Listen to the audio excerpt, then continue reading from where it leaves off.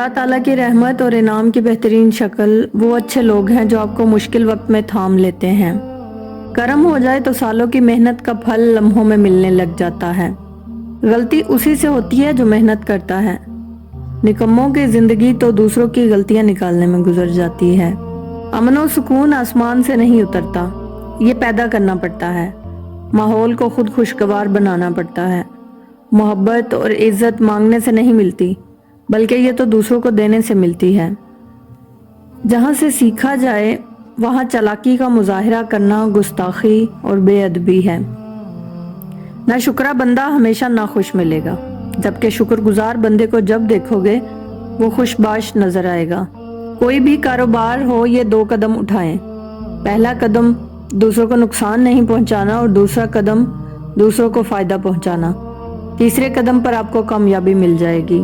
مایوسی اور نا امیدی، بانٹنے والی خبروں سے بے خبر رہنا بہتر ہے۔